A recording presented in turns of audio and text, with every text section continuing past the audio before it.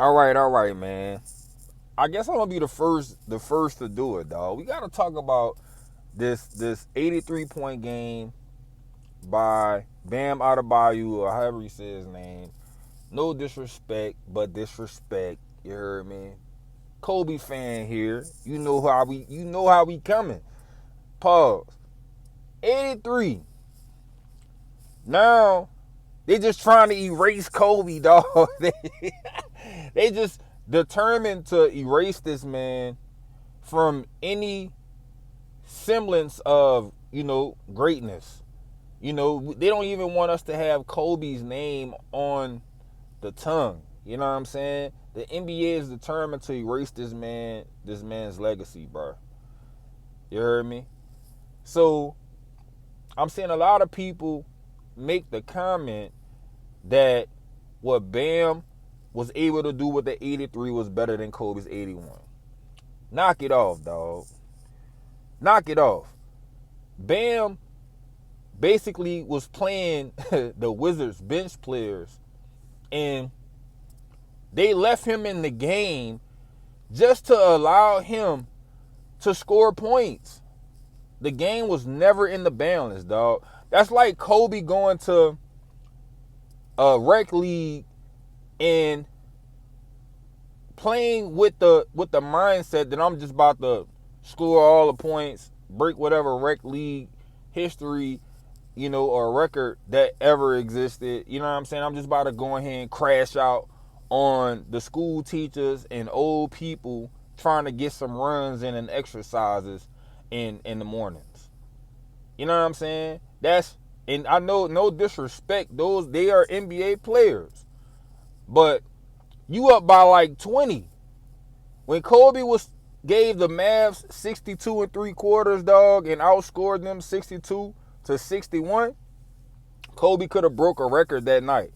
You know what Kobe did? Man, we up by 20-something points. The game is not in the balance, man. I'm done. I'm going to sit down. I think it was like 90-something to 61. You know what I'm saying? Or something like that. It was like a crazy deficit that it was no way that the Mavs were going to come back and win that game, bro. So the man sat on the bench and started icing. Now, Kobe's done that a few times throughout his career where he was just so dominant that he didn't have to play the full quarter. Not many players can say that they've done that. You know what I'm saying? Where one player is so dominant that they don't have to play the entire duration of the game. And Bam's situation and the situation of the 83, the Heat scored 150 points. The news reporter asked Bam, he said, at what point did y'all start having a conversation that you was going to go for it? He said, at halftime. Like, at what point does the conversation start happening where you and Spo and your guys are like, let's see how high this number can go? When's that start happening? It started at halftime.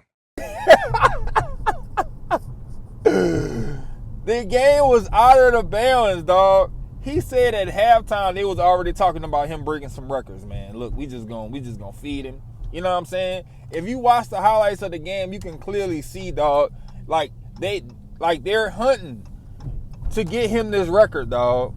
They're trying to find him to get him this record. 150 points? Dog, 150 points, bro. The game, they up by damn near 30, and he's still in the game with a few minutes left to play to get fouled, bro. Like, it's not the same, bro. Kobe only shot, 20? He was 18 for 20. And the equivalent to Kobe's 81 would have been if Bam was on the Washington Wizards team and he was willing that team to victory. That's what Kobe did. When they was playing against Charlie Villanueva and Chris Bosh and all of them for the Toronto Raptors, the Lakers were down. The Lakers were down. they were facing a deficit, so Kobe had to turn it on. He had to turn it on.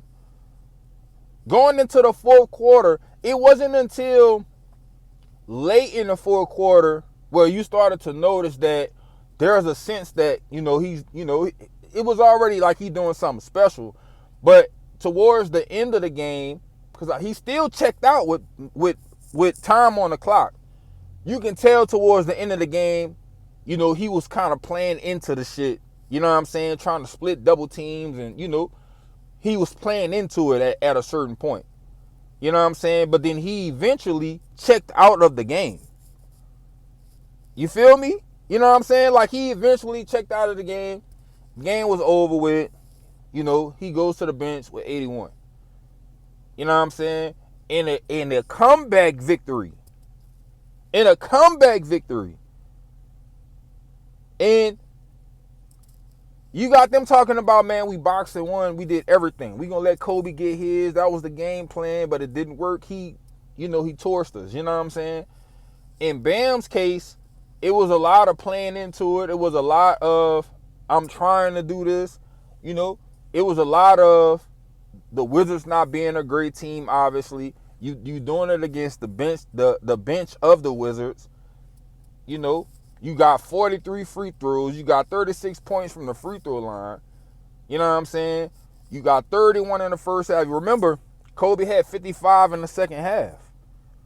You know what I'm saying? Like, 55, like, he's turning it on, turning it up because he has to. 55 in the second half. So, I mean, it's obvious to me which one is the better performance, dog. It was nice to see. Just like it was nice to see the 70 points that Booker put up. But let's see what Bam does as a follow-up. Kobe scored 36 as a follow-up against the Golden State Warriors after the 81-point game.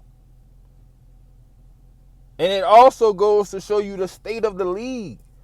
These players are more talented, but they don't play no fucking defense. They're all individual workout ass niggas. You know what I'm saying? They individual workout ass motherfuckers, dog. That's what they are.